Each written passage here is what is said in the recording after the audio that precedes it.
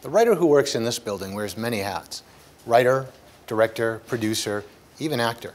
But it wasn't until he figured out how to navigate the unfamiliar terrain of Hollywood that he found real success. Nominated for 2 Primetime Emmys, the writer who works here is Doug Ellin. I'm Jeff Berman, and you've just entered the right environment.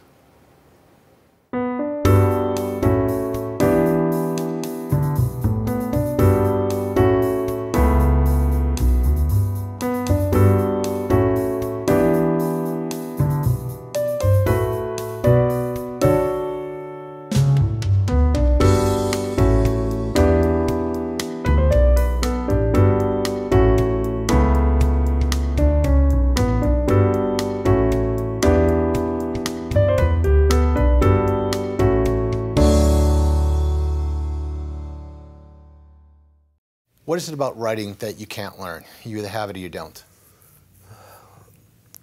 Again, a unique voice. I mean, you can't learn it, but there's a lot to writing that you can learn. There's a lot of there's a lot of structure, especially in the television world, that I think people can learn, and you can learn to emulate it and stuff. But you can't teach a unique voice. You either have that or you don't. What kind of educational background did you have in writing? In writing, none really. I mean, I went to Tulane University in New Orleans. I was an English major, but I don't think I actually did any writing there, or much of anything else.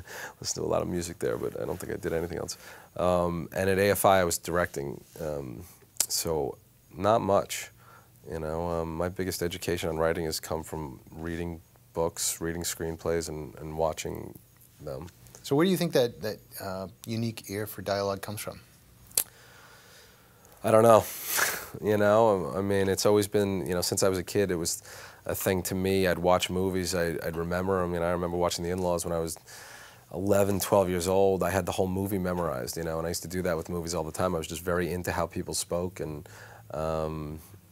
Did you run around going Serpentine a lot? Serpentine's the obvious one. If you really watch that movie, that's like the big thing. But if you watch that movie 50 times, Serpentine becomes one of the bigger things. The words of every scene in that movie, I think it's one of the best comedy screenplays ever. And Peter Falk and Ellen Arkin were brilliant in that film. Yeah, it's just genius. So I remember, buying. There was a book. When they turned movies into books, they turned The In-Laws into one of those little novellas, and I had it in a supermarket when I was 12, and I just used to read all the lines about tsetse flies, which is, some of it's come back on Entourage. I had Ari use, that was his code word, tsetse fly, which was from, The In-Laws. Big as bats. Yeah. Come down and swoop small children off in their wings or take clutches. Them away to an almost certain death. Yeah. So when you actually write, when you sit down to physically write, do you have any kind of rituals that you go through? No.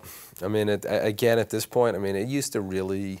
Writing, which it hasn't become joyful at this point, but it used to be serious torture. The first, even into the second season of the show, it's just like, God, I'd know what the scene is, and it would just, the idea of doing it was so painful and difficult. Now it's become a job, I sit down, I do 3 hours, and I feel good if people think the pages are working, which is what I do. I give it out to everyone here, and if it's working, I feel good. If they tell me it's not, I feel bad, and I go back in here and look at it again.